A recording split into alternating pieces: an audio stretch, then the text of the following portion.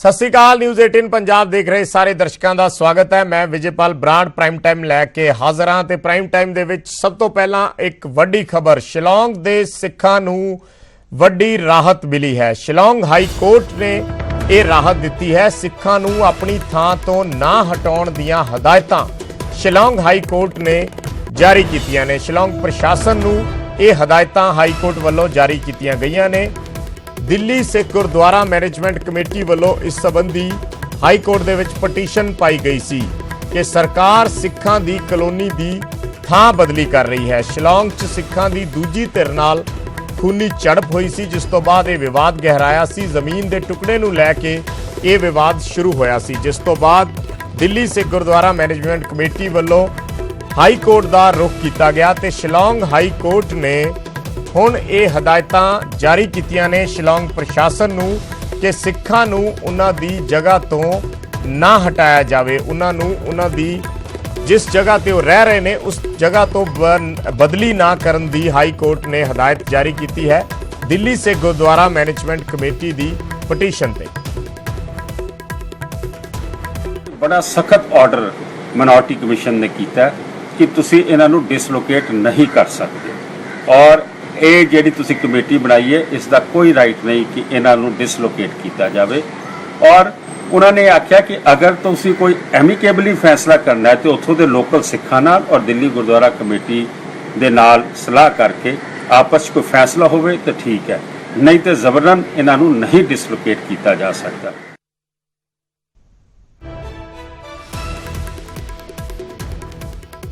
मेरे सहयोगी Pankaj Kapahi phone line ते जुड़े ने इस पूरी खबर ते अपडेट दे लई। पंकज, की अपडेट है इस वेले और जो हदायतां जारी कीतियां गईयां ने ਉਹ किस तरह ਦੀਆਂ ਨੇ? ਉਹਨਾਂ ਦੇ ਮੁਤਾबिक ਹੁਣ ਸਿੱਖਾਂ ਨੂੰ ਰਾਹਤ ਸਮਝੀ ਜਾ ਸਕਦੀ ਹੈ?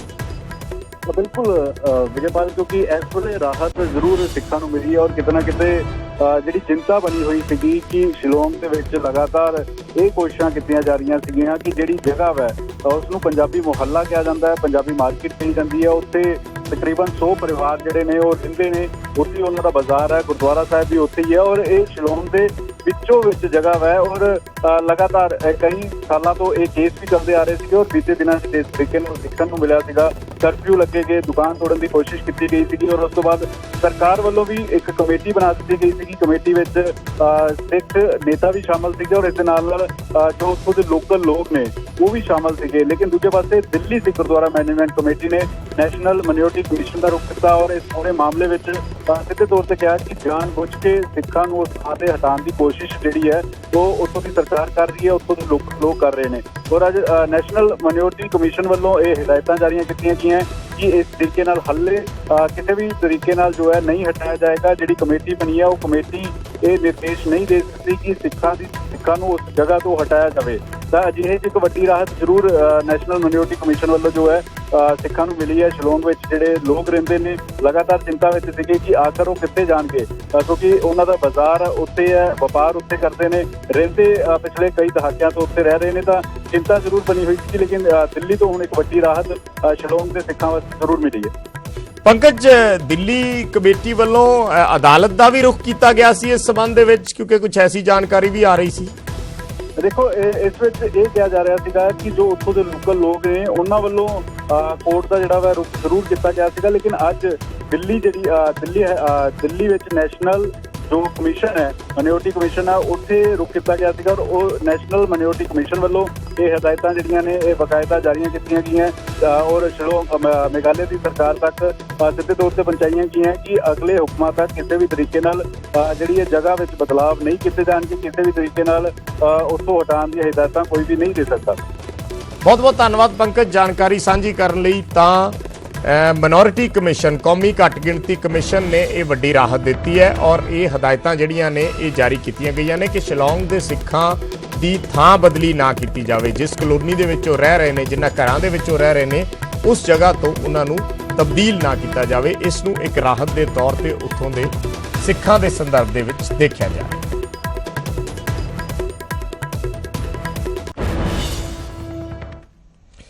ਤੇ ਪੁਲਿਸ ਵਿਭਾਗ ਨਾਲ ਸੰਬੰਧਿਤ ਇੱਕ ਹੋਰ ਵੱਡੀ ਖਬਰ ਹੈ। ਪੰਜਾਬ ਪੁਲਿਸ ਵਿਭਾਗ ਦੇ ਵਿੱਚ ਅੱਜ 3 ਹੋਰ ਅਫਸਰਾਂ ਦੇ ਤਬਾਦਲੇ ਹੋਏ ਨੇ। ਹਰਚਰਨ ਸਿੰਘ ਭੁੱਲਰ ਨੂੰ AIG ਕ੍ਰਾਈਮ ਲਗਾਇਆ ਗਿਆ ਹੈ। ਹਰਚਰਨ ਸਿੰਘ ਭੁੱਲਰ ਜਿਹੜੇ ਗੁਰਦਾਸਪੁਰ ਦੇ ਐਸਐਸਪੀ ਸਨ, ਉਹਨਾਂ ਨੂੰ ਏਆਈਜੀ ਕ੍ਰਾਈਮ ਨਿਯੁਕਤ ਕੀਤਾ ਗਿਆ ਹੈ ਤੇ ਸਵਰਨਦੀਪ ਸਿੰਘ ਜਿਨ੍ਹਾਂ ਦੀ ਕੱਲ ਹੀ ਪੋਸਟਿੰਗ ਹੋਈ ਸੀ ਬਟਾਲਾ ਦੇ ਐਸਐਸਪੀ ਵਜੋਂ, ਉਹਨਾਂ ਨੂੰ ਐਸਐਸਪੀ ਗੁਰਦਾਸਪੁਰ ਲਗਾਇਆ ਗਿਆ ਹੈ। ਔਰ ਇਸ ਦੇ ਨਾਲ ਹੀ ਇੱਕ ਹੋਰ ਬਦਲੀ ਹੋਈ ਹੈ, ਉਪਿੰਦਰਜੀਤ ਸਿੰਘ ਘੁੰਮਣ, ਉਹਨਾਂ ਨੂੰ ਬਟਾਲਾ ਐਸਐਸਪੀ ਦੀ ਜ਼ਿੰਮੇਵਾਰੀ ਦਿੱਤੀ ਗਈ ਹੈ। ਯਾਨੀ 24 ਘੰਟਿਆਂ ਦੇ ਵਿੱਚ ਹੀ 2 ਅਧਿਕਾਰੀਆਂ ਦੇ ਮੁੜ ਤਬਾਦਲੇ ਕੀਤੇ ਗਏ ਨੇ, ਜਿਨ੍ਹਾਂ ਦਾ ਕੱਲ ਨਾਮ 30 ਤਬਾਦਲਿਆਂ ਵਾਲੀ ਲਿਸਟ ਦੇ ਵਿੱਚ ਸ਼ਾਮਿਲ ਸੀ। ਹਰਚਰਨ ਸਿੰਘ ਭੁੱਲਰ ਜਿਹੜੇ ਮੌਜੂਦਾ ਐਸਐਸਪੀ ਸੀ ਗੁਰਦਾਸਪੁਰ ਦੇ, ਉਹਨਾਂ ਨੂੰ ਏਆਈਜੀ ਕ੍ਰਾਈਮ ਲਗਾਇਆ ਗਿਆ ਹੈ ਔਰ ਉਹਨਾਂ ਦੀ ਜਗ੍ਹਾ ਸਵਰਨਦੀਪ ਸਿੰਘ ਨੂੰ ਐਸਐਸਪੀ ਗੁਰਦਾਸਪੁਰ ਨਿਯੁਕਤ ਕੀਤਾ ਗਿਆ ਹੈ, ਜਿਨ੍ਹਾਂ ਨੂੰ ਕੱਲ ਬਟਾਲਾ ਦੀ ਜ਼ਿੰਮੇਵਾਰੀ ਸੌਂਪੀ ਗਈ ਸੀ।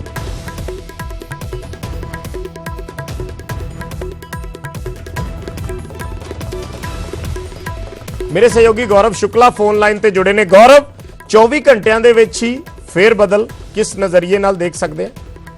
ਤੁਸੀਂ ਅਲੱਗ-ਅਲੱਗ ਨਜ਼ਰੀਏ ਦੇ ਹੋ ਸਕਦੇ ਨੇ। ਇੱਕ ਨਜ਼ਰੀਆ ਇਹ ਵੀ ਹੋ ਸਕਦਾ ਕਿ ਜਿਹੜੇ 24 ਘੰਟੇ ਪਹਿਲਾਂ ਡਿਸੀਜਨ ਲਿਆ ਗਿਆ ਉਹ ਕਿਤੇ ਨਾ ਜਲਦਬਾਜ਼ੀ ਦੇ ਵਿੱਚ ਉਹ ਡਿਸੀਜਨ ਲਿਆ ਗਿਆ, ਕਿਉਂਕਿ ਇੱਕ ਐਸਐਸਪੀ ਜਿਹੜੇ ਬਟਾਲਾ ਦੇ ਆਲਰੇਡੀ ਉੱਥੇ ਸੀ ਉਹਨਾਂ ਨੂੰ ਪਹਿਲਾਂ ਉੱਥੋਂ ਹਟਾਇਆ ਗਿਆ, ਨਵੀਂ ਪੋਸਟਿੰਗ ਕਿਤੇ ਹੋਰ ਦਿੱਤੀ ਗਈ। ਅਸੀਂ ਜਿਨ੍ਹਾਂ ਦਾ ਜ਼ਿਕਰ ਕਰ ਰਹੇ ਹਾਂ ਉਪਿੰਦਰਜੀਤ ਸਿੰਘ ਦਾ, ਜੋ ਕਿ ਪਹਿਲਾਂ ਐਸਐਸਪੀ ਬਟਾਲਾ ਸਨ, ਉਹਨਾਂ ਨੂੰ commandant 27th battalion PAP Jalandhar ਭੇਜ ਦਿੱਤਾ ਗਿਆ ਸੀ। ਪਰ 24 ਘੰਟੇ ਦੇ ਵਿੱਚ ਹੀ ਜਿਹੜਾ ਫੈਸਲਾ ਵਾਪਸ ਲੈ ਲਿਆ ਗਿਆ ਤੇ 24 ਘੰਟੇ ਦੇ ਵਿੱਚ ਹੀ ਜਿਹੜੇ ਉਹਨਾਂ ਦੀ ਜਿਹੜੀ ਪੋਸਟਿੰਗ ਹੈ ਵਾਪਸ ਫਿਰ ਬਟਾਲੇ ਹੀ ਕਰ ਦਿੱਤੀ ਗਈ। ਉਹਨਾਂ ਨੂੰ ਫਿਰ ਲਿਖ ਦਿੱਤਾ ਕਿ ਤੁਸੀਂ ਐਸਐਸਪੀ ਬਟਾਲਾ ਹੀ ਐਜ਼ ਅ ਕੰਟੀਨਿਊ ਕਰੋਗੇ। ਤੇ ਉਸ ਤੋਂ ਬਾਅਦ ਜੇਕਰ ਦੇਖਿਆ ਜਾਵੇ ਗੁਰਦਾਸਪੁਰ ਦੀ ਜਿਹੜੀ ਪੋਸਟਿੰਗ ਹੋਈ ਹੈ ਉਹ ਵੀ ਕਿਤੇ ਨਾ ਕਿਤੇ ਉਸ ਦੇ ਉੱਤੇ ਵੀ ਕਿੰਤੂ ਪਰੰਤੂ ਜ਼ਰੂਰ ਹੋ ਰਹੇ ਨੇ, ਕਿਉਂਕਿ ਸਵਰਨਦੀਪ ਸਿੰਘ ਨੂੰ ਜਿਹੜੀ ਜ਼ਿੰਮੇਵਾਰੀ ਬਟਾਲਾ ਦੀ ਸੌਂਪੀ ਗਈ ਸੀ ਉਹ ਲਾਜ਼ਮੀ ਤੌਰ ਤੇ ਜੇਕਰ ਬਟਾਲਾ ਦੇ ਵਿੱਚ ਉਪਿੰਦਰਜੀਤ ਸਿੰਘ ਕੰਟੀਨਿਊ ਕਰਨਗੇ ਤਾਂ ਉਹ ਫਿਰ ਉੱਥੇ ਨਹੀਂ ਜਾਣਗੇ ਸਵਰਨਦੀਪ ਸਿੰਘ। ਤਾਂ ਸਵਰਨਦੀਪ ਸਿੰਘ ਨੂੰ ਹੁਣ ਗੁਰਦਾਸਪੁਰ ਦੀ ਜ਼ਿੰਮੇਵਾਰੀ ਸੌਂਪ ਦਿੱਤੀ ਗਈ ਹੈ ਤੇ ਗੁਰਦਾਸਪੁਰ ਦੇ ਜਿਹੜੇ ਐਸਐਸਪੀ ਸੀ ਉਹਨਾਂ ਨੂੰ ਏਆਈਜੀ ਕ੍ਰਾਈਮ ਲਗਾ ਦਿੱਤਾ ਗਿਆ। ਨਜ਼ਰੀਆ ਇਹ ਜ਼ਰੂਰ ਹੋ ਸਕਦਾ ਹੈ ਕਿ ਜਲਦਬਾਜ਼ੀ ਵਾਲਾ ਡਿਸੀਜਨ ਕਿਹਾ ਜਾ ਸਕਦਾ ਹੈ, ਪਰ ਸ਼ਾਇਦ ਜੋ ਡਿਸੀਜਨ ਲਿਆ ਗਿਆ ਉਸ ਨੂੰ ਮੁੜ ਤੋਂ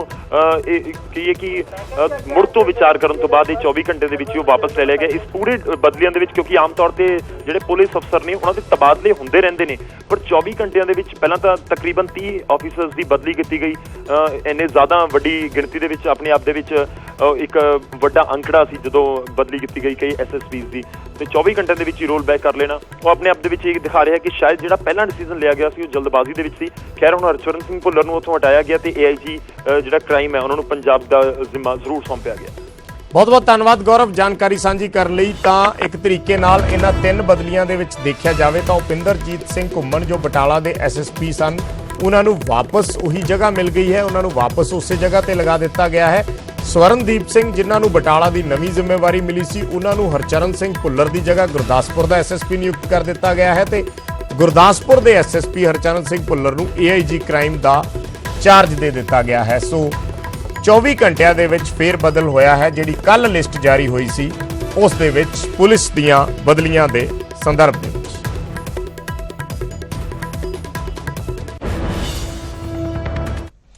ਤੇ ਅਗਲੀ ਖਬਰ ਦਾ ਰੁਖ ਕਰਦੇ ਹਾਂ। ਰੈਫਰੈਂਡਮ 2020 ਨੂੰ ਲੈ ਕੇ ਇੱਕ ਵਾਰ ਫਿਰ ਮਾਹੌਲ ਗਰਮ ਹੋ ਚੁੱਕਿਆ ਹੈ। 12 ਅਗਸਤ ਨੂੰ ਲੰਡਨ 'ਚ ਗਰਮ ਖਿਆਲੀਆਂ ਦੇ ਹੋ ਰਹੇ ਇਕੱਠ ਦਾ ਭਾਰਤ ਸਰਕਾਰ ਨੇ ਸਖਤ ਨੋਟਿਸ ਲਿਆ ਹੈ। ਭਾਰਤੀ ਵਿਦੇਸ਼ ਮੰਤਰਾਲੇ ਨੇ ਬ੍ਰਿਟਿਸ਼ ਸਰਕਾਰ ਨੂੰ ਅਜਿਹੇ ਸਮਾਗਮਾਂ ਖਿਲਾਫ ਸਖਤੀ ਕਰਨ ਦੀ ਅਪੀਲ ਕੀਤੀ ਹੈ ਤੇ ਦੋਵੇਂ ਦੇਸ਼ਾਂ ਦੇ ਸਬੰਧਾਂ ਦਾ ਵਾਸਤਾ ਪਾ ਕੇ ਸਖਤੀ ਵਰਤਣ ਦੀ ਸਲਾਹ ਵੀ ਦਿੱਤੀ ਹੈ।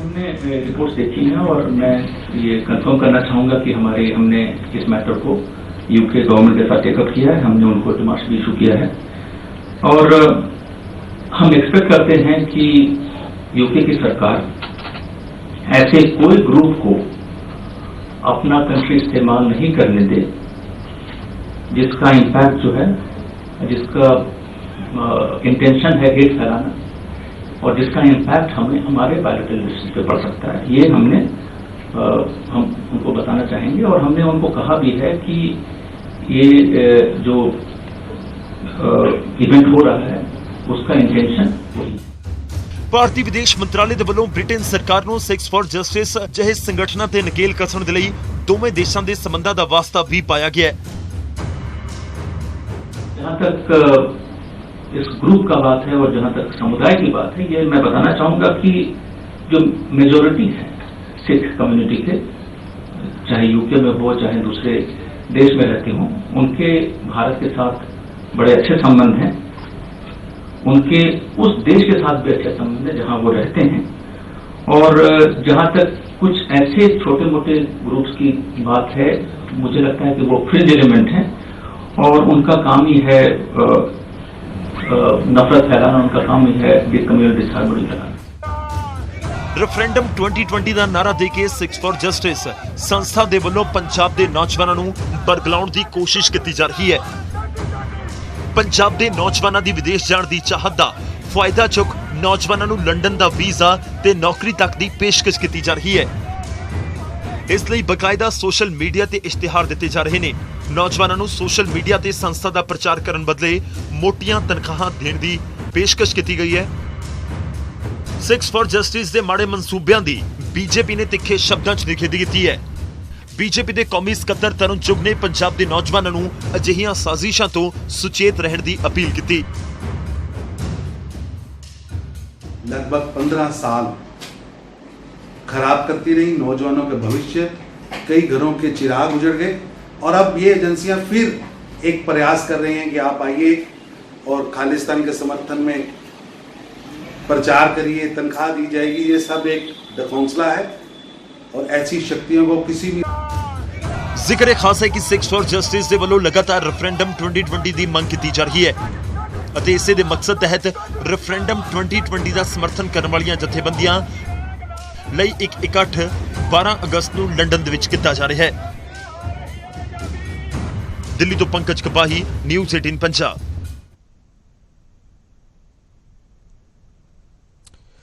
ਤੇ ਪਾਕਿਸਤਾਨ ਵਿੱਚ ਘਰੋਂ ਬੇਘਰ ਹੋਏ ਅੰਮ੍ਰਿਤਧਾਰੀ ਪੁਲਿਸ ਮੁਲਾਜ਼ਮ ਗੁਲਾਬ ਸਿੰਘ ਨੂੰ ਹੁਣ ਇਨਸਾਫ ਦੀ ਆਸ ਵੱਜੀ ਹੈ। ਗੁਲਾਬ ਸਿੰਘ ਨਾਲ ਹੋਈ ਇਸ ਧੱਕੇਸ਼ਾਹੀ ਦਾ ਭਾਰਤੀ ਵਿਦੇਸ਼ ਮੰਤਰਾਲੇ ਨੇ ਸਖਤ ਨੋਟਿਸ ਲਿਆ ਤੇ ਪੂਰੇ ਮਾਮਲੇ ਦੀ ਇਮਾਨਦਾਰੀ ਨਾਲ ਜਾਂਚ ਕਰਵਾਉਣ ਦੀ ਪਾਕਿਸਤਾਨ ਸਰਕਾਰ ਤੋਂ ਮੰਗ ਕੀਤੀ ਹੈ। ਬਾਅਦ ਸਿਰਫ ਮੈਨੂੰ ਹੀ ਨਿਸ਼ਾਨਾ ਬਣਾ ਕੇ ਮੇਰਾ ਘਰ ਖਾਲੀ ਕੀਤਾ। ਤੁਸੀਂ ਦੇਖ ਰਹੇ ਹੋ ਮੇਰੇ ਸਿਰ ਤੇ ਪਗੜੀ ਵੀ ਨਹੀਂ ਹੈਗੀ, ਮੇਰੀ ਪਗੜੀ ਵੀ ਖੋ ਕੇ ਲੈ ਗਏ ਨੇ ਤੇ ਮੈਨੂੰ ਵਾਲਿਆ ਮੇਰੇ ਕੇਸ ਵੀ ਫੁੱਟੇ ਨੇ ਉਹਨਾਂ ਨੇ। ਗੁਰੂ ਪਿਆਰੀ ਸਾਧ ਸੰਗਤ ਜੀ, ਮੈਂ ਤੁਹਾਡੇ ਅੱਗੇ ਅਪੀਲ ਕਰਦਾ, ਮੇਰੀ ਵੱਧ ਤੋਂ ਵੱਧ ਮਦਦ। ਪਾਕਿਸਤਾਨ ਦੇ ਵਿੱਚ ਘਰੋਂ ਬੇਘਰ ਹੋਏ ਪਹਿਲੇ ਅੰਮ੍ਰਿਤਧਾਰੀ ਸਾਬਕਾ ਪੁਲਿਸ ਮੁਲਾਜ਼ਮ ਗੁਲਾਬ ਸਿੰਘ ਦੀ ਫਰਿਆਦ ਭਾਰਤੀ ਵਿਦੇਸ਼ ਮੰਤਰਾਲੇ ਦੇ ਕੰਨਾਂ ਤੱਕ ਵੀ ਪਹੁੰਚ ਚੁੱਕੀ ਹੈ। ਸਿੱਖ ਇੰਸਪੈਕਟਰ ਗੁਲਾਬ ਸਿੰਘ ਦੇ ਨਾਲ ਹੋਈ ਧੱਕੇਸ਼ਾਹੀ ਦੇ ਮਾਮਲੇ ਦਾ ਭਾਰਤੀ ਵਿਦੇਸ਼ ਮੰਤਰਾਲੇ ਨੇ ਸਖਤ ਨੋਟਿਸ ਲਿਆ ਹੈ। ਵਿਦੇਸ਼ ਮੰਤਰਾਲੇ ਨੇ ਇਸ ਪੂਰੇ ਵਿਵਾਦ ਦੀ ਸਖਤ ਸ਼ਬਦਾਂ ਦੇ ਵਿੱਚ ਨਿਖੇਧੀ ਕੀਤੀ।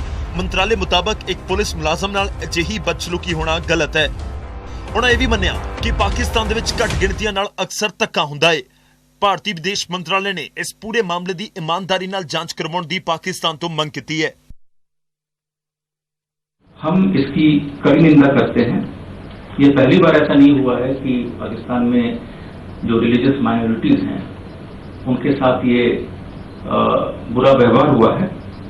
और इसके पहले भी आपने ये देखा होगा कि रिपोर्ट्स आए हैं, जो बाकी दूसरे समुदाय के लोग हैं उनका भी प्रोसिक्यूशन का, वो भी आपने काफी रिपोर्ट्स देखे होंगे। और बहुत हाल में एक हुआ था कि एक पेशावर में एक घटना हुई थी जिसमें एक बुजुर्ग एल्डरली सिख जो समुदाय के लीडर थे उनकी हत्या की गई थी। हम पाकिस्तान से दरख्वास्त करेंगे कि वो इस मामले की तहकीकात करें और ईमानदारी से तहकीकात करें, ये बहुत जरूरी है। ਕਾਬਿਲੇ ਗੌਰ ਹੈ ਕਿ ਗੁਲਾਬ ਸਿੰਘ ਲਾਹੌਰ ਦੇ ਵਿੱਚ ਬੇਦੀਆਂ ਰੋਡ ਤੇ ਰਹਿੰਦਾ ਹੈ, ਜੋ ਕਿ ਗੁਰਦੁਆਰਾ ਸਾਹਿਬ ਦੀ ਜ਼ਮੀਨ ਹੈ। ਪਰ ਸਥਾਨਕ ਲੋਕਾਂ ਤੇ ਪਾਕਿਸਤਾਨੀ ਪੰਜਾਬ ਪੁਲਿਸ ਨੇ ਜ਼ਬਰਨ ਉਸ ਨੂੰ ਘਰੋਂ ਬਾਹਰ ਕੱਢ ਦਿੱਤਾ, ਜੋ ਉਸਨੇ ਇਲਜ਼ਾਮ ਲਗਾਏ ਨੇ ਅਤੇ ਉਸ ਦੇ ਘਰ ਨੂੰ ਜਿੰਦਰਾ ਲਗਾ ਦਿੱਤਾ, ਜਿਸ ਦਾ ਇੱਕ ਵੀਡੀਓ ਵੀ ਵਾਇਰਲ ਹੋਇਆ ਸੀ।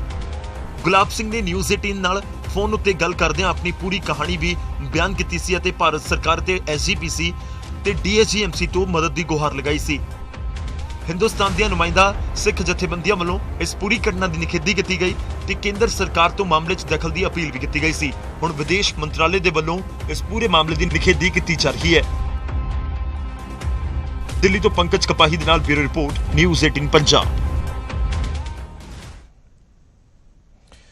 ਤੇ ਖਬਰ 84 ਸਿੱਖ ਕਤਲੇਆਮ ਨਾਲ ਸੰਬੰਧਿਤ 84 ਸਿੱਖ ਕਤਲੇਆਮ ਦੇ 186 ਬੰਦ ਪਏ ਕੇਸਾਂ ਦੀ ਜਾਂਚ ਲਈ ਬਣੀ ਐਸਆਈਟੀ ਵੱਲੋਂ 8 ਅਗਸਤ ਨੂੰ ਆਪਣੀ ਜਾਂਚ ਰਿਪੋਰਟ ਦਾਖਲ ਕਰਨੀ ਹੈ। ਪਰ ਆਲਮ ਇਹ ਹੈ ਕਿ ਐਸਆਈਟੀ ਨੇ ਇਹਨਾਂ ਮਾਮਲਿਆਂ ਲਈ ਆਪਣੀ ਜਾਂਚ ਅਜੇ ਤੱਕ ਸ਼ੁਰੂ ਹੀ ਨਹੀਂ ਕੀਤੀ, ਜਿਸ ਨੂੰ ਲੈ ਕੇ ਇੱਕ ਵਾਰ ਫਿਰ ਪਟੀਸ਼ਨਕਰਤਾ ਨੇ ਸੁਪਰੀਮ ਕੋਰਟ ਦਾ ਰੁਖ ਕੀਤਾ ਹੈ। ਪਟੀਸ਼ਨਕਰਤਾ ਮੁਤਾਬਕ ਐਸਆਈਟੀ ਦੇ ਇੱਕ ਮੈਂਬਰ ਦੀ ਨਿਯੁਕਤੀ ਵੀ ਅਜੇ ਬਾਕੀ ਹੈ। ਉਧਰ ਸਿੱਖ ਕਤਲੇਆਮ ਕੇਸ ਨਾਲ ਹੀ ਜੁੜੇ ਇੱਕ ਹੋਰ ਮਾਮਲੇ 'ਚ ਕਾਂਗਰਸੀ ਆਗੂ ਸੱਜਣ ਕੁਮਾਰ ਖਿਲਾਫ ਗਵਾਹ ਸ਼ੀਲਾ ਕੌਰ ਨੇ ਦਿੱਲੀ ਦੀ ਪਟਿਆਲਾ ਹਾਊਸ ਕੋਰਟ ਵਿੱਚ ਆਪਣੇ ਬਿਆਨ ਦਰਜ ਕਰਵਾਏ।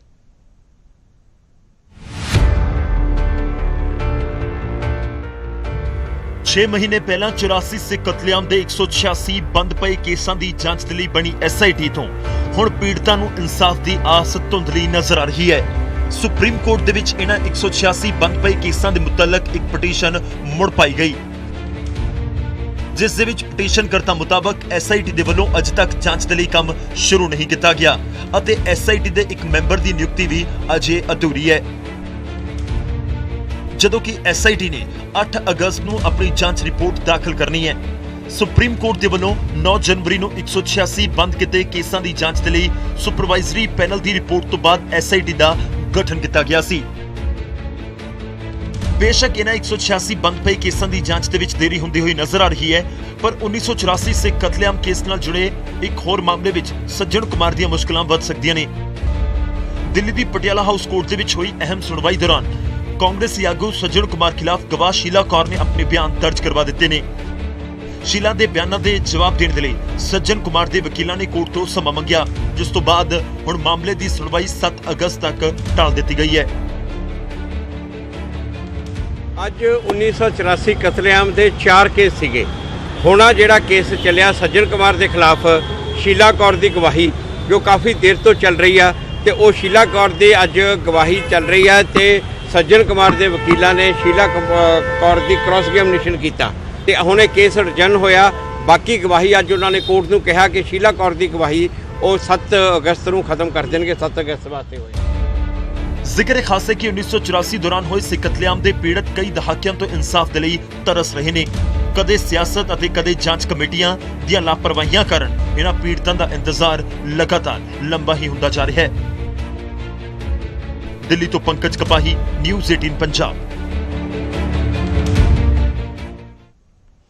ਤੇ 1984 ਸਿੱਖ ਕਤਲੇਆਮ ਦੇ ਮੁਲਜ਼ਮ ਅਤੇ ਕਾਂਗਰਸੀ ਆਗੂ ਜਗਦੀਸ਼ ਟਾਈਟਲਰ ਨੇ ਦਿੱਲੀ ਹਾਈ ਕੋਰਟ ਵਿੱਚ ਦਾਖਲ ਆਪਣੀ ਇੱਕ ਪਟੀਸ਼ਨ ਵਾਪਸ ਲੈ ਲਈ ਹੈ। ਦਰਅਸਲ ਦੰਗਾ ਪੀੜਤਾਂ ਦੇ ਵਕੀਲ ਐਚਐਸ ਫੂਲਕਾ ਨੇ ਟਾਈਟਲਰ ਖਿਲਾਫ ਮਾਨਹਾਨੀ ਦਾ ਕੇਸ ਦਰਜ ਕਰਵਾਇਆ ਸੀ, ਜਿਸ ਤੋਂ ਬਾਅਦ ਕੋਰਟ ਵੱਲੋਂ ਟਾਈਟਲਰ ਨੂੰ ਸੰਮਨ ਜਾਰੀ ਕੀਤੇ ਗਏ ਸਨ। ਆਪਣੇ ਖਿਲਾਫ ਜਾਰੀ ਸੰਮਨ ਨੂੰ ਟਾਈਟਲਰ ਨੇ ਹਾਈ ਕੋਰਟ ਵਿੱਚ ਚੁਣੌਤੀ ਦਿੱਤੀ ਸੀ। ਹੁਣ 16, 17 ਅਤੇ 18 ਜੁਲਾਈ ਨੂੰ ਮਾਮਲੇ ਦੀ ਮੁੜ ਸੁਣਵਾਈ ਹੋਏਗੀ। ਮਾਮਲਾ 2004 ਵਿੱਚ ਇੱਕ ਟੀਵੀ ਚੈਨਲ ਨੂੰ ਦਿੱਤੇ ਇੰਟਰਵਿਊ ਦਾ ਹੈ, ਜਿਸ ਦੌਰਾਨ ਟਾਈਟਲਰ ਨੇ ਫੂਲਕਾ ਖਿਲਾਫ ਬਿਆਨ ਦਿੱਤਾ ਸੀ। ਫੂਲਕਾ ਮੁਤਾਬਕ ਉਸ ਬਿਆਨ ਨਾਲ ਉਹਨਾਂ ਦੀ ਸਾਖ ਨੂੰ ਠੇਸ ਪਹੁੰਚੀ ਸੀ, ਜਿਸ ਕਾਰਨ ਉਹਨਾਂ ਕੋਰਟ ਵਿੱਚ ਟਾਈਟਲਰ ਖਿਲਾਫ ਮਾਨਹਾਨੀ ਦਾ ਕੇਸ ਦਰਜ ਕਰਵਾਇਆ ਸੀ।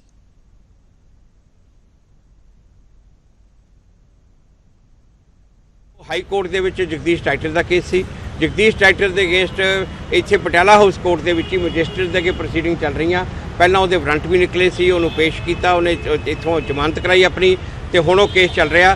ਹਰ ਪੇਸ਼ੀ ਦੇ ਉੱਤੇ ਉਹ ਆਉਂਦਾ, ਉਹਨੂੰ ਐਗਜ਼ੈਂਪਸ਼ਨ ਵੀ ਕੋਰਟ ਨੇ ਨਹੀਂ ਦਿੱਤੀ, ਤੇ ਉਹ ਹਾਈ ਕੋਰਟ ਗਿਆ ਸੀ ਜਾ ਕੇ ਕਿ ਇਹ ਕੇਸ ਖਤਮ ਹੋਣਾ ਚਾਹੀਦਾ।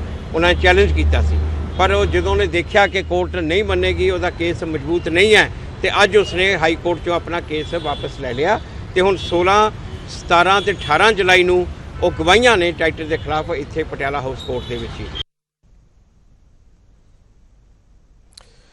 ਤੇ ਮੁੱਖ ਮੰਤਰੀ ਕੈਪਟਨ ਅਮਰਿੰਦਰ ਸਿੰਘ ਨੇ ਸ਼੍ਰੀ ਅਕਾਲ ਤਖਤ ਸਾਹਿਬ ਦੇ ਜਥੇਦਾਰ ਗਿਆਨੀ ਗੁਰਬਚਨ ਸਿੰਘ ਨੂੰ ਇੱਕ ਚਿੱਠੀ ਲਿਖੀ ਹੈ। ਮੁੱਖ ਮੰਤਰੀ ਨੇ ਇਸ ਚਿੱਠੀ ਜ਼ਰੀਏ ਸਿੰਘ ਸਾਹਿਬ ਅੱਗੇ ਨਸ਼ੇ ਦੇ ਮੁੱਦੇ ਤੇ ਅਪੀਲ ਕੀਤੀ ਹੈ। ਮੁੱਖ ਮੰਤਰੀ ਨੇ ਕਿਹਾ ਕਿ ਪੰਜਾਬ ਦੇ ਨੌਜਵਾਨਾਂ ਨੂੰ ਇਸ ਬੁਰੇ ਰਸਤੇ ਤੋਂ ਵਾਪਸ ਲਿਆਉਣ ਲਈ ਸਿੰਘ ਸਾਹਿਬ ਮਦਦ ਕਰਨ। ਉਹ ਸਿੱਖ ਨੌਜਵਾਨਾਂ ਨੂੰ ਨਸ਼ਿਆਂ ਦਾ ਰਸਤਾ ਛੱਡ ਕੇ ਮੁੱਖ ਧਾਰਾ ਵਿੱਚ ਸ਼ਾਮਲ ਹੋਣ ਦੀ अपील करन क्योंकि ਉਹ ਇੱਕ ਸਰਵੋਤਮ ਸੰਸਥਾ ਤੇ ਬਿਰਾਜਮਾਨ ਨੇ। ਮੁੱਖ ਮੰਤਰੀ ਨੇ ਕਿਹਾ ਕਿ ਸ਼੍ਰੀ ਅਕਾਲ ਤਖਤ ਸਾਹਿਬ ਨੇ ਪੰਜਾਬ ਦੇ ਭਲੇ ਲਈ ਹਮੇਸ਼ਾ ਉਸਾਰੂ ਰੋਲ ਅਦਾ ਕੀਤਾ ਹੈ ਤੇ ਹੁਣ ਵੀ ਉਹ ਸ਼੍ਰੀ ਅਕਾਲ ਤਖਤ ਸਾਹਿਬ ਅੱਗੇ ਅਪੀਲ ਕਰਕੇ ਇਹੀ ਉਮੀਦ ਕਰਦੇ ਨੇ ਕਿ ਇਸ ਵਾਰ ਵੀ ਸ਼੍ਰੀ ਅਕਾਲ ਤਖਤ ਸਾਹਿਬ ਇਸ ਮਾਮਲੇ ਦੇ ਵਿੱਚ ਜਿਸ ਨਸ਼ੇ ਦੇ ਮੁੱਦੇ ਤੇ ਠੱਲ ਪਾਉਣ ਲਈ ਸਰਕਾਰ ਚੱਲੀ ਹੋਈ ਹੈ ਉਸ ਦੇ ਵਿੱਚ ਮਦਦ ਕਰਨਗੇ।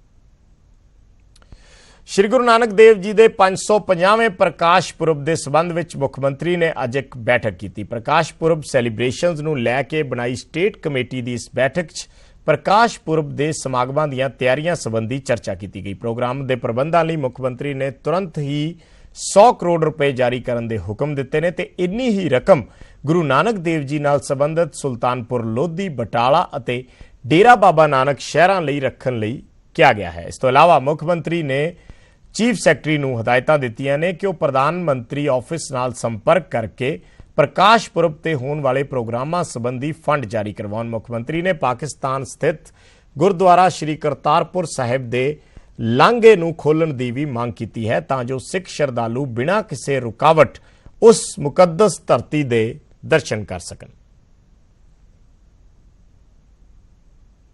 पंजाब सरकार वालों झूठे पर्चियां दी जांच लई बनाए गए जस्टिस महताब सिंह गिल कमिशन ने अपनी 8वीं अंतरिम रिपोर्ट मुख्यमंत्री कैप्टन अमरिंदर सिंह नूं सौंप दी है। हुण तक कमिशन वालों 337 झूठे मामलों की पछाण की गई है। कमिशन दीआं सिफारिशां तो बाद सरकार वालों 126 FIR रद्द करन समेत हुण तक 190 मामलों च कार्रवाई की गई है। कमिशन की रिपोर्ट तो बाद मुख्यमंत्री ने कमिशन दीआं सिफारिशां ते तुरंत कार्रवाई करन दे हुक्म दिते सन, जिस ते पुलिस ने केसां दा निपटारा करते हुए 126 मामलों च FIR रद्द कर दी।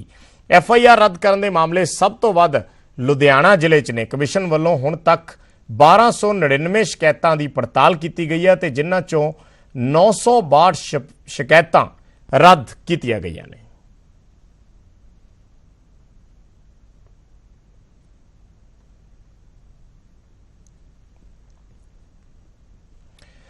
ਤੇ ਪੰਜਾਬ ਦੇ ਸਿੱਖਿਆ ਮੰਤਰੀ OP ਸੋਨੀ ਨੇ ਅਧਿਆਪਕਾਂ ਨੂੰ ਚੇਤਾਵਨੀ ਦਿੱਤੀ ਹੈ ਕਿ ਜੇਕਰ ਉਹ ਮੁੱਖ ਮੰਤਰੀ ਦਾ ਘਿਰਾਓ ਕਰਨਗੇ ਤਾਂ ਉਹਨਾਂ ਨੂੰ ਬਰਖਾਸਤ ਕਰ ਦਿੱਤਾ ਜਾਏਗਾ। ਸਿੱਖਿਆ ਮੰਤਰੀ ਨੇ ਕਿਹਾ ਕਿ ਜੇ ਉਹਨਾਂ ਪ੍ਰਦਰਸ਼ਨ ਕਰਨ ਵਾਲਿਆਂ ਨੂੰ ਬਰਖਾਸਤ ਨਾ ਕੀਤਾ ਤਾਂ ਮੈਨੂੰ ਸੋਨੀ ਨਾ ਆਖਿਓ। ਸਿੱਖਿਆ ਮੰਤਰੀ ਵੱਲੋਂ ਇਹ ਧਮਕੀ ਅਧਿਆਪਕਾਂ ਦੀਆਂ ਮੰਗਾਂ ਸੰਬੰਧੀ ਹੋਈ ਬੈਠਕ 'ਚ ਦਿੱਤੀ ਗਈ।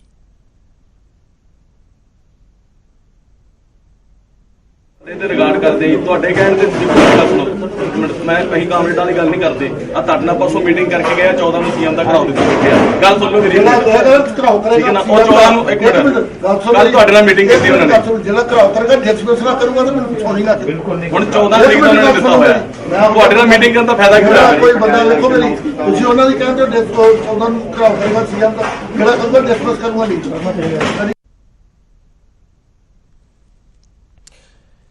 ਹਾਲਾਂਕਿ ਮੀਟਿੰਗ ਤੋਂ ਬਾਅਦ ਪੱਤਰਕਾਰਾਂ ਵੱਲੋਂ ਇਸ ਸੰਬੰਧੀ ਸਵਾਲ ਪੁੱਛੇ ਜਾਣ ਤੇ ਸਿੱਖਿਆ ਮੰਤਰੀ ਦੀ ਸ਼ਬਦਾਵਲੀ ਬਦਲ ਗਈ। ਉਹਨਾਂ ਕਿਹਾ ਕਿ ਅਸੀਂ ਅਧਿਆਪਕਾਂ ਦਾ ਸਨਮਾਨ ਕਰਦੇ ਹਾਂ ਪਰ ਜੇ ਧਰਨੇ ਪ੍ਰਦਰਸ਼ਨਾਂ ਨਾਲ ਬੱਚਿਆਂ ਦੀ ਪੜ੍ਹਾਈ ਦਾ ਨੁਕਸਾਨ ਹੋਵੇਗਾ ਤਾਂ ਉਹਨਾਂ ਖਿਲਾਫ ਵਿਭਾਗੀ ਕਾਰਵਾਈ ਜ਼ਰੂਰ ਕੀਤੀ ਜਾਏਗੀ।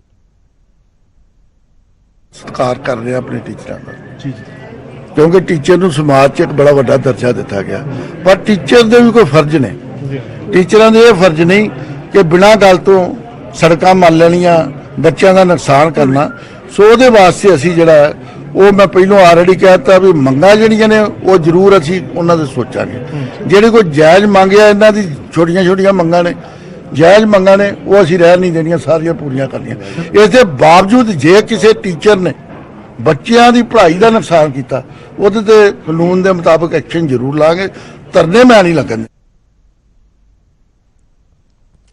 ਤੇ ਪੰਜਾਬ ਦੇ ਸਰਕਾਰੀ ਸਕੂਲਾਂ ਦੇ ਅਧਿਆਪਕਾਂ ਅਤੇ ਹੋਰ ਅਮਲੇ ਨੂੰ ਸਿੱਖਿਆ ਵਿਭਾਗ ਵੱਲੋਂ ਚੰਗੇ ਕੱਪੜੇ ਪਾਉਣ ਦੀ ਤਾਕੀਦ ਕੀਤੀ ਗਈ ਹੈ। ਅਧਿਆਪਕਾਂ ਅਤੇ ਹੋਰਨਾਂ ਸਿੱਖਿਆ ਕਰਮਚਾਰੀਆਂ ਲਈ ਡਿਊਟੀ ਦੌਰਾਨ ਕੁੜਤਾ ਪਜਾਮਾ ਪਾਉਣ ਤੇ ਸਖਤ ਪਾਬੰਦੀ ਲਾਈ ਗਈ ਹੈ ਜਦੋਂ ਕਿ ਚੰਡੀਗੜ੍ਹ ਸਿੱਖਿਆ ਵਿਭਾਗ ਨੇ ਮਹਿਲਾ ਅਧਿਆਪਕਾਂ ਨੂੰ ਟਰਾਊਜ਼ਰ, ਪਲਾਜ਼ੋ ਅਤੇ ਲੈਗਿੰਗ ਨਾ ਪਾਉਣ ਦੇ ਆਦੇਸ਼ ਦਿੱਤੇ ਨੇ। ਪੂਰੀ ਰਿਪੋਰਟ ਦੇਖੋ।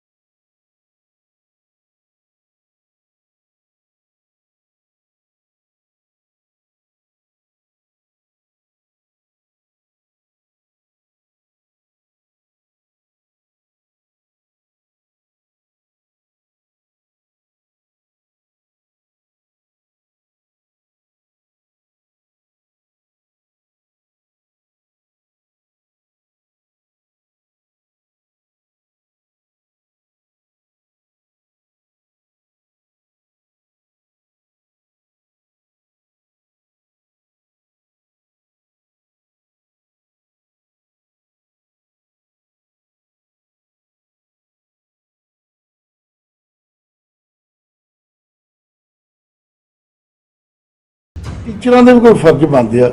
ਟੀਚਰਾਂ ਨੇ ਬੱਚਿਆਂ ਨੂੰ ਐਜੂਕੇਸ਼ਨ ਦੇਣੀ ਆ। ਇਹ ਬੱਚਿਆਂ ਦਾ ਭਵਿੱਖ ਜਿਹੜਾ ਟੀਚਰਾਂ ਨਾਲ ਜੁੜਿਆ। ਜੇ ਟੀਚਰ ਆਪਣੀ ਜ਼ਿੰਮੇਵਾਰੀ ਨਾ ਸਮਝਣਗੇ, ਕਿਉਂਕਿ ਟੀਚਰਾਂ ਨੂੰ ਸਿੱਖਣਾ, ਬੱਚਿਆਂ ਨੇ ਕੁਝ ਸਿੱਖਣਾ।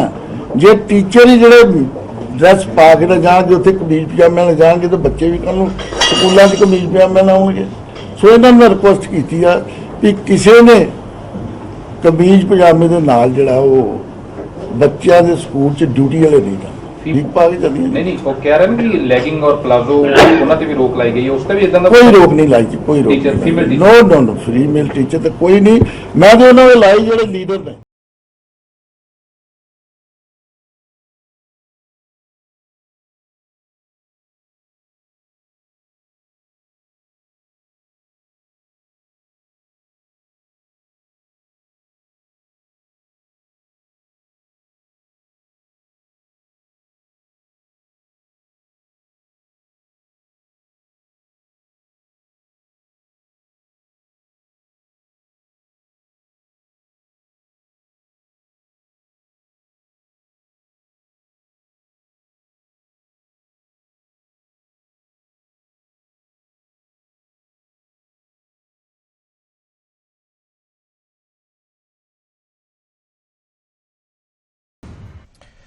ਤੇ ਗੈਂਗਸਟਰ ਦਿਲਪ੍ਰੀਤ ਬਾਬਾ ਬਾਰੇ ਇੱਕ ਹੋਰ ਖੁਲਾਸਾ ਹੋਇਆ ਹੈ, ਜਿਸ ਨੇ ਪੁਲਿਸ ਦੀ ਕਾਰਜ ਪ੍ਰਣਾਲੀ ਤੇ ਸਵਾਲ ਖੜੇ ਕਰ ਦਿੱਤੇ ਨੇ। ਖੁਲਾਸਾ ਕੀ ਹੈ ਤੁਹਾਨੂੰ ਦਿਖਾਉਣੇ ਹਾਂ ਇਸ ਰਿਪੋਰਟ ਵਿੱਚ।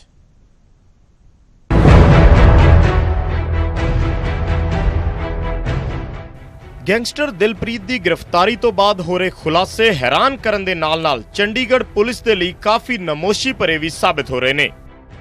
ਅਜਿਹਾ ਹੀ ਇੱਕ ਖੁਲਾਸਾ ਦਿਲਪ੍ਰੀਤ ਦੀ ਮਹਿਲਾ ਮਿੱਤਰ ਵੱਲੋਂ ਕੀਤਾ ਗਿਆ ਹੈ, ਜਿਸ ਨੇ ਚੰਡੀਗੜ੍ਹ ਪੁਲਿਸ ਨੂੰ ਸਵਾਲਾਂ ਦੇ ਘੇਰੇ ਵਿੱਚ ਲਿਆ ਖੜਾ ਕੀਤਾ ਹੈ। ਦਿਲਪ੍ਰੀਤ ਦੀ ਮਹਿਲਾ ਮਿੱਤਰ ਮੁਤਾਬਕ ਦਿਲਪ੍ਰੀਤ ਇਸ ਤੋਂ ਪਹਿਲਾਂ ਵੀ ਜਨਵਰੀ ਮਹੀਨੇ 'ਚ ਪੀਜੀਆਈ 'ਚ ਦਾਖਲ ਰਿਹਾ ਸੀ, ਪਰ ਉਸ ਬਾਰੇ ਕਿਸੇ ਪੁਲਿਸ ਅਧਿਕਾਰੀ ਨੂੰ ਪਤਾ ਨਹੀਂ ਚੱਲਿਆ। ਪੁਲਿਸ ਪੁੱਛਗਿੱਛ ਦੌਰਾਨ ਖੁਲਾਸਾ ਹੋਇਆ ਕਿ ਜਨਵਰੀ ਮਹੀਨੇ ਦਿਲਪ੍ਰੀਤ ਨੇ ਜ਼ਿਆਦਾ ਡਰੱਗ ਲੈ ਲਈ ਸੀ ਅਤੇ ਉਹ ਘਰ ਦੇ ਬਾਹਰ ਹੀ ਡਿੱਗ ਪਿਆ ਸੀ, ਜਿਸ ਤੋਂ ਬਾਅਦ ਉਹ ਉਸ ਨੂੰ ਇਲਾਜ ਲਈ ਪੀਜੀਆਈ ਲੈ ਕੇ ਗਈ ਅਤੇ 2 ਦਿਨ ਤੱਕ ਦਿਲਪ੍ਰੀਤ ਪੀਜੀਆਈ 'ਚ ਦਾਖਲ ਰਿਹਾ। ਚੰਡੀਗੜ੍ਹ ਪੁਲਿਸ ਨੂੰ ਨਮੋਸ਼ ਕਰਨ ਵਾਲਾ ਇੱਕ ਹੋਰ ਖੁਲਾਸਾ ਵੀ ਹੋਇਆ ਹੈ, ਜਿਸ ਦੀ ਗਵਾਹੀ ਭਰਦੀਆਂ ਨੇ ਇਹ ਤਸਵੀਰਾਂ। ਦਿਲਪ੍ਰੀਤ ਕਈ ਵੱਡੀਆਂ ਵਾਰਦਾਤਾਂ ਨੂੰ ਅੰਜਾਮ ਦੇਣ ਦੇ ਬਾਵਜੂਦ ਚੰਡੀਗੜ੍ਹ ਸ਼ਹਿਰ ਵਿੱਚ ਖੁੱਲ੍ਹੇਆਮ ਘੁੰਮਦਾ ਰਿਹਾ। ਇਨਾ ਹੀ ਨਹੀਂ, ਦਿਲਪ੍ਰੀਤ ਨੇ ਆਪਣੀ ਪ੍ਰੇਮਿਕਾ ਰੁਪਿੰਦਰ ਕੌਰ ਨਾਲ ਰਹਿੰਦੇ ਹੋਏ ਚੰਡੀਗੜ੍ਹ 'ਚ ਕਈ ਫਿਲਮਾਂ ਦੇ ਸ਼ੋਅ ਦੇਖੇ। ਜਾਣਕਾਰੀ ਮੁਤਾਬਕ ਦਿਲਪ੍ਰੀਤ ਨੇ ਪਿਛਲੇ ਦਿਨੀ ਸੰਜੂ ਅਤੇ ਰੇਸ 3 ਵਰਗੀਆਂ ਫਿਲਮਾਂ ਚੰਡੀਗੜ੍ਹ ਦੇ ਸਿਨੇਮਿਆਂ 'ਚ ਦੇਖੀਆਂ। ਜ਼ਿਕਰਯੋਗ ਹੈ ਕਿ ਜਿਸ ਦਿਨ ਦਿਲਪ੍ਰੀਤ ਨੂੰ ਚੰਡੀਗੜ੍ਹ ਦੇ ਸੈਕਟਰ 43 ਤੋਂ ਗ੍ਰਿਫਤਾਰ ਕੀਤਾ ਗਿਆ ਸੀ, ਤਾਂ ਪੰਜਾਬ ਪੁਲਿਸ ਦੀ ਇਸ ਕਾਮਯਾਬੀ ਦਾ ਸਿਹਰਾ ਚੰਡੀਗੜ੍ਹ ਪੁਲਿਸ ਵੱਲੋਂ ਆਪਣੇ ਸਿਰ ਬੰਨ੍ਹਣ ਦੀ ਕੋਸ਼ਿਸ਼ ਕੀਤੀ ਗਈ ਸੀ, ਜੋ ਸ਼ਾਇਦ ਚੰਡੀਗੜ੍ਹ ਪੁਲਿਸ ਦਾ ਆਪਣੀਆਂ ਇਹਨਾਂ ਨਾਮੋਸ਼ੀਆਂ ਉੱਤੇ ਪਰਦਾ ਪਾਉਣ ਦਾ ਇੱਕ ਤਰੀਕਾ ਸੀ। ਚੰਡੀਗੜ੍ਹ ਤੋਂ ਮਨੋਜ ਰਾਠੀ, ਨਿਊਜ਼ 18 ਪੰਜਾਬ।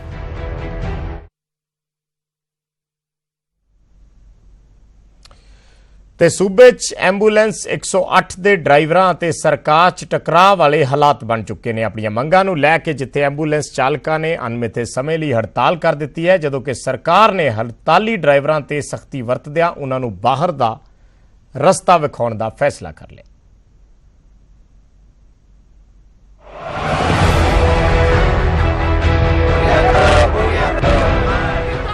12 ਘੰਟੇ ਦੀ ਹੜਤਾਲ ਤੋਂ ਬਾਅਦ ਹੁਣ ਸਰਕਾਰੀ ਐਂਬੂਲੈਂਸ ਦੇ ਚਾਲਕ ਅਣਮਿੱਥੇ ਸਮੇਂ ਦੇ ਲਈ ਹੜਤਾਲ ਤੇ ਚਲੇ ਗਏ ਨੇ। ਐਂਬੂਲੈਂਸ ਚਾਲਕਾਂ ਨੇ ਇਹ ਫੈਸਲਾ ਬੀਤੇ ਦਿਨ ਸੂਬਾ ਸਰਕਾਰ ਦੇ ਉਸ ਫੈਸਲੇ ਤੋਂ ਬਾਅਦ ਕੀਤਾ, ਜਿਸ ਨੂੰ ਇਹ ਐਂਬੂਲੈਂਸ ਡਰਾਈਵਰ ਧੱਕੇਸ਼ਾਹੀ ਕਰਾਰ ਦੇ ਰਹੇ ਨੇ। ਬੁੱਧਵਾਰ ਨੂੰ ਐਂਬੂਲੈਂਸ ਚਾਲਕ 12 ਘੰਟੇ ਦੀ ਹੜਤਾਲ ਉੱਤੇ ਸਨ ਤੇ ਇਸ ਹੜਤਾਲ ਤੋਂ ਬਾਅਦ ਸਰਕਾਰ ਨੇ 38 ਮੁਲਾਜ਼ਮਾਂ ਦੀ ਬਰਖਾਸਤਗੀ ਦਾ ਫੈਸਲਾ ਲੈ ਲਿਆ, ਜਿਸ ਤੋਂ ਭੜਕੇ ਐਂਬੂਲੈਂਸ ਡਰਾਈਵਰਾਂ ਨੇ 108 ਸੇਵਾ ਸੂਬੇ ਭਰ ਦੇ ਵਿੱਚ ਮੁਕੰਮਲ ਬੰਦ ਕਰ ਦਿੱਤੀ ਹੈ। ਐਂਬੂਲੈਂਸਾਂ ਨੂੰ ਹਸਪਤਾਲਾਂ 'ਚ ਖੜੇ ਕਰ ਸਰਕਾਰ ਖਿਲਾਫ ਭੜਾਸ ਵੀ ਕੱਢੀ। ਸੂਬੇ ਦੇ ਵੱਖ-ਵੱਖ ਸ਼ਹਿਰਾਂ ਦੇ ਵਿੱਚ ਹਾਲ ਇਹੋ ਹੈ। ਪ੍ਰਦਰਸ਼ਨਕਾਰੀਆਂ ਦੀ ਮੰਗ ਹੈ ਕਿ ਜਦੋਂ ਤੱਕ ਬਰਖਾਸਤ 38 ਮੁਲਾਜ਼ਮ ਅਤੇ ਉਹਨਾਂ ਦੀਆਂ ਹੱਕੀ ਮੰਗਾਂ ਪ੍ਰਵਾਨ ਨਹੀਂ ਚੜਨਗੀਆਂ, ਉਸ ਵੇਲੇ ਤੱਕ ਉਹ ਵੀ 108 ਐਂਬੂਲੈਂਸਾਂ ਸੜਕਾਂ ਉੱਤੇ ਨਹੀਂ ਉਤਾਰਨਗੇ। ਵਰਕਰ ਜਿਹੜੇ ਸਰਕਾਰੀ ਕੰਮ ਕਰਦੇ ਉਹਨਾਂ ਨਾਲ ਦੀ ਸਾਡੀ ਤਨਖਾਹ ਹੋਣੀ ਚਾਹੀਦੀ ਆ।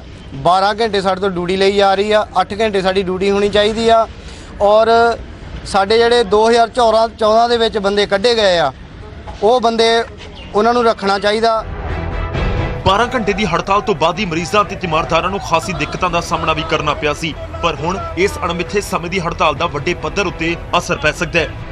ਪਰ ਸਭ ਕੁਝ ਜਾਣਦੇ ਹੋਏ ਐਂਬੂਲੈਂਸ ਡਰਾਈਵਰ ਹੜਤਾਲ ਦੇ ਪਿੱਛੇ ਆਪਣੀ ਮਜਬੂਰੀ ਬਿਆਨ ਕਰ ਰਹੇ ਨੇ।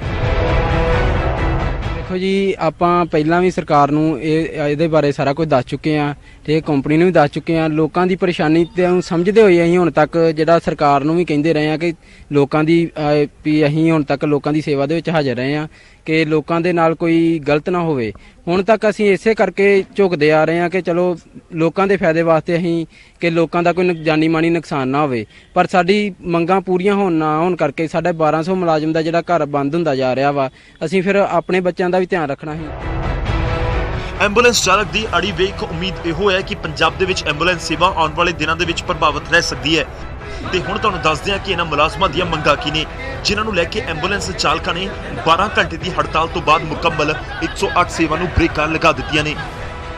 ਮੁਲਾਜ਼ਮਾਂ ਵੱਲੋਂ ਮੰਗ ਕੀਤੀ ਜਾ ਰਹੀ ਹੈ ਕਿ 12 ਘੰਟੇ ਦੀ ਥਾਂ 8 ਘੰਟੇ ਡਿਊਟੀ ਕੀਤੀ ਜਾਵੇ, ਪਿਛਲੇ 4 ਸਾਲ ਦਾ ਬਣਦਾ ਇੰਕਰੀਮੈਂਟ ਵਿਆਜ ਸਣੇ ਲਾਗੂ ਕੀਤਾ ਜਾਵੇ, EMT ਨੂੰ ਐਂਬੂਲੈਂਸ ਮੈਨੇਜਰ ਦੀ ਥਾਂ ਮੁੜ ਤੋਂ EMT ਬਣਾਇਆ ਜਾਵੇ, ਤਨਖਾਹ ਸਮੇਂ ਸਿਰ ਦਿੱਤੀ ਜਾਵੇ, ਭਾਵ 1 ਤੋਂ 7 ਤਰੀਕ ਦੇ ਵਿਚਾਲੇ ਮਿਲੇ, ਬਦਲੀਆਂ ਅਤੇ ਟਰਮੀਨੇਸ਼ਨਾਂ ਫੌਰਨ ਬੰਦ ਕੀਤੀਆਂ ਜਾਣ ਅਤੇ 2014 ਦੇ ਵਿੱਚ ਗਲਤ ਤਰੀਕੇ ਨਾਲ ਕੱਢੇ ਮੁਲਾਜ਼ਮਾਂ ਨੂੰ ਬਹਾਲ ਕੀਤਾ ਜਾਵੇ।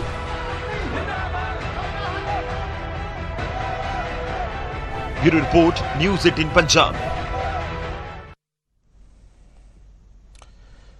ਤੇ ਅੱਜ ਇੱਕ ਹੋਰ ਕਿਸਾਨ ਕਰਜ਼ੇ ਅੱਗੇ ਆਪਣੀ ਜ਼ਿੰਦਗੀ ਦੀ ਜੰਗ ਹਾਰ ਗਿਆ। ਫਰੀਦਕੋਟ ਦੇ ਜੈਤੋ ਕਸਬੇ ਦੇ ਪਿੰਡ ਰਾਮੂਵਾਲਾ ਦੇ ਕਿਸਾਨ ਬਲਬੀਰ ਸਿੰਘ ਨੇ ਰੇਲ ਗੱਡੀ ਅੱਗੇ ਆ ਕੇ ਆਤਮ ਹੱਤਿਆ ਕਰ ਲਈ। ਬਲਬੀਰ ਸਿੰਘ ਤੇ 15 ਲੱਖ ਰੁਪਏ ਦਾ ਕਰਜ਼ਾ ਸੀ ਤੇ ਇਹ ਕਰਜ਼ਾ ਪ੍ਰਾਈਵੇਟ ਬੈਂਕ ਅਤੇ ਸੁਸਾਇਟੀ ਦਾ ਸੀ, ਜਿਸ ਕਰਕੇ ਉਹ ਪਰੇਸ਼ਾਨ ਰਹਿੰਦਾ ਸੀ।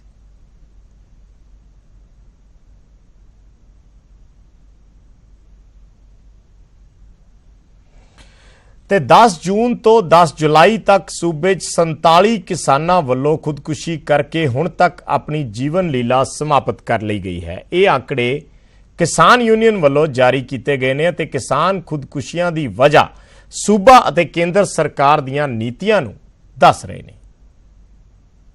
ये भी हमारी ही सरकार है जिसने MSP पर अपना वादा निभाया है और कई फसलों में तो लगभग लागत का 100% यानी 2 गुना तक मूल्य मिलना तय किया है।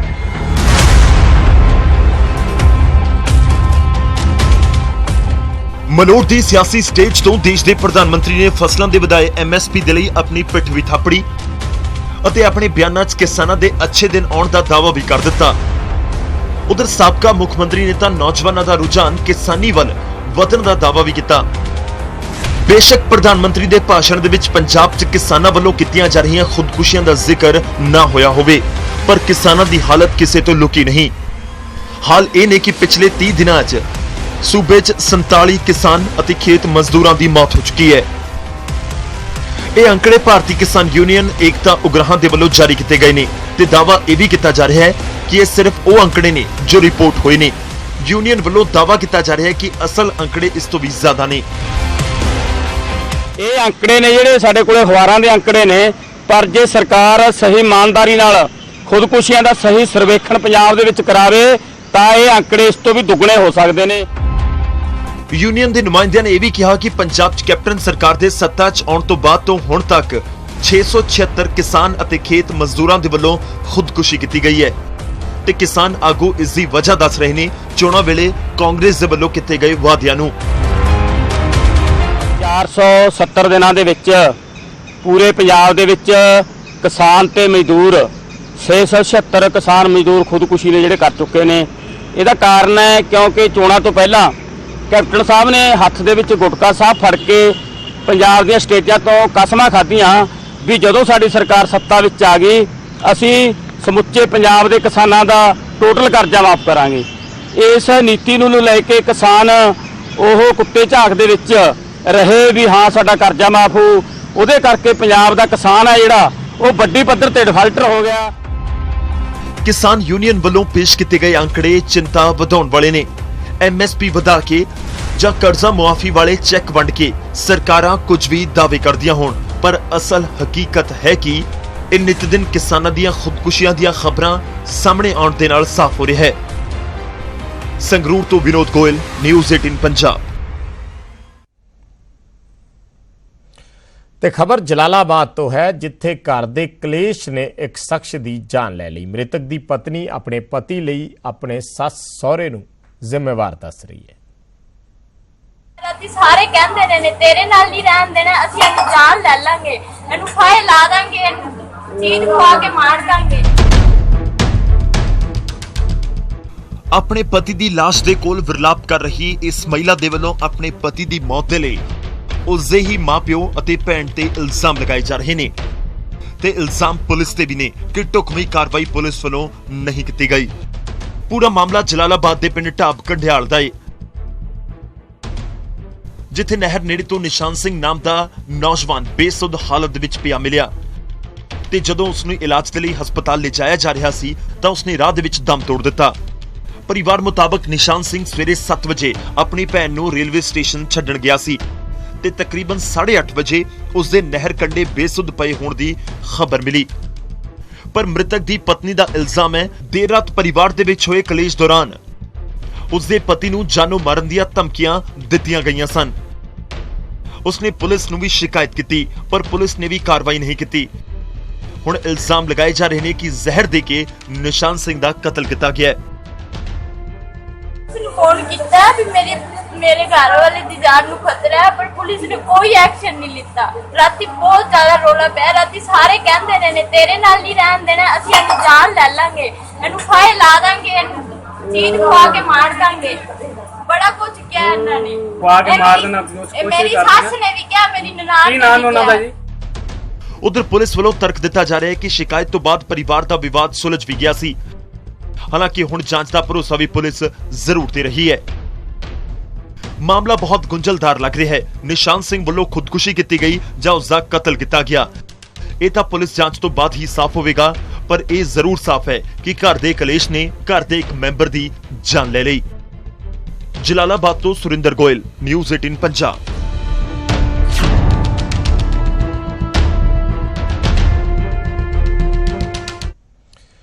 ਤੇ ਹੈਲਮਟ ਲਾਜ਼ਮੀ ਕਰਨ ਦੇ ਚੰਡੀਗੜ੍ਹ ਪ੍ਰਸ਼ਾਸਨ ਦੇ ਫੈਸਲੇ ਨੂੰ ਲੈ ਕੇ ਅੱਜ ਅੰਮ੍ਰਿਤਸਰ ਵਿੱਚ ਸ਼੍ਰੋਮਣੀ ਗੁਰਦੁਆਰਾ ਪ੍ਰਬੰਧਕ ਕਮੇਟੀ ਦੀ ਇਸਤਰੀ ਵਿੰਗ ਦੀ ਇੱਕ ਅਹਿਮ ਬੈਠਕ ਹੋਈ। SGPC ਦੀ ਸਾਬਕਾ ਪ੍ਰਧਾਨ ਬੀਬੀ ਜਗੀਰ ਕੌਰ ਦੀ ਅਗਵਾਈ ਵਿੱਚ ਹੋਈ ਇਸ ਬੈਠਕ ਦੌਰਾਨ ਫੈਸਲਾ ਲਿਆ ਗਿਆ ਕਿ ਚੰਡੀਗੜ੍ਹ ਪ੍ਰਸ਼ਾਸਨ ਦੇ ਇਸ ਫੈਸਲੇ ਖਿਲਾਫ ਪੰਜਾਬ ਦੇ ਰਾਜਪਾਲ ਨਾਲ ਮੁਲਾਕਾਤ ਕੀਤੀ ਜਾਵੇਗੀ ਅਤੇ ਸਿੱਖ ਬੀਬੀਆਂ ਨੂੰ ਹੈਲਮਟ ਤੋਂ ਛੋਟ ਦੇਣ ਦੀ ਮੰਗ ਕੀਤੀ ਜਾਏਗੀ। ਅਸੀਂ ਕੁਝ ਨਹੀਂ ਕਰਾਂਗੇ, ਨਾ ਸਾਡਾ ਸਿੱਖ ਔਰਤਾਂ ਦਾ ਅੱਜ ਵਿਸ਼ਵਾਸ ਹੈ। ਮੈਂ ਸਮਝਦੀ ਹਾਂ ਕਿ ਜੇ ਇਹ ਮੌਤ ਦੀ ਗੱਲ ਜਿਹੜੀ ਹੈ, ਜੰਮਣ ਮਰਨਾ ਹੁਕਮ ਹੈ, ਭਾਣੇ ਆਇਆ ਜਾਏ।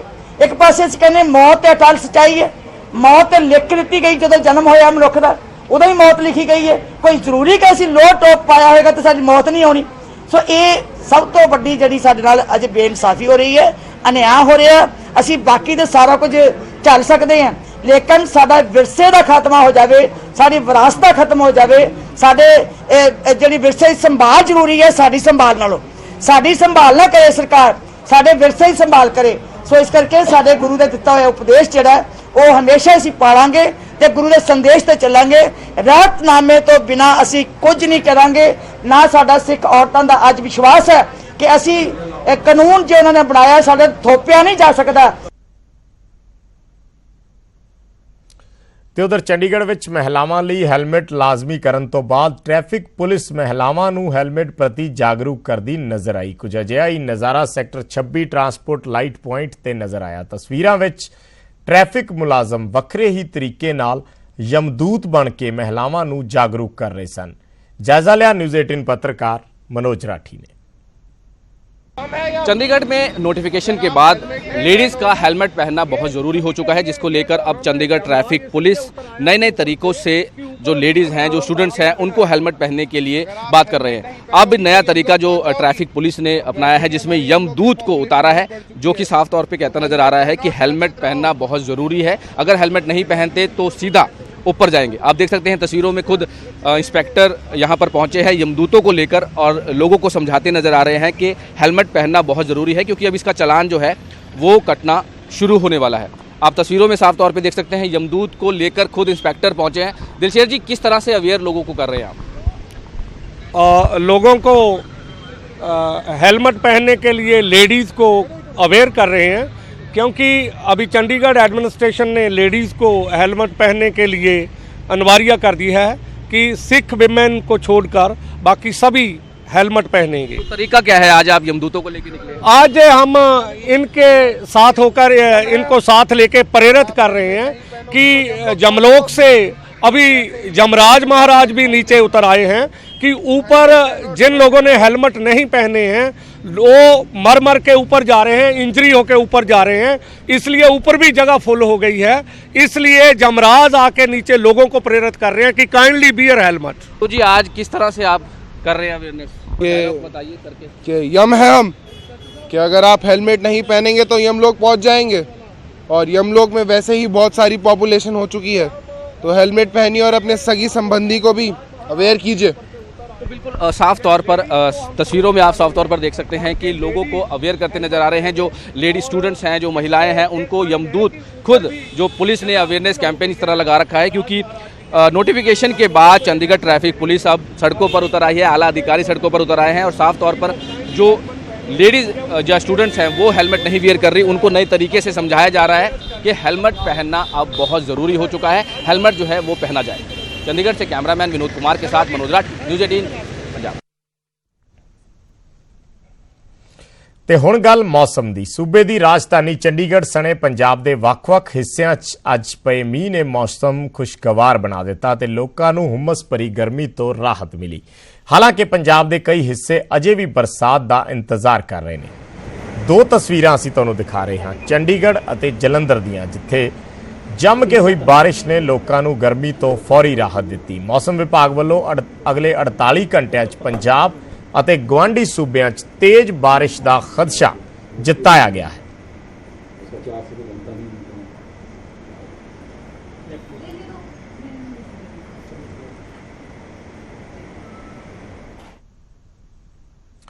ਤੇ ਇਸ ਬੁਲੇਟਿਨ ਵਿੱਚ ਫਿਲਹਾਲ ਇੰਨਾ ਹੀ। ਮੈਨੂੰ ਦਿਓ ਇਜਾਜ਼ਤ।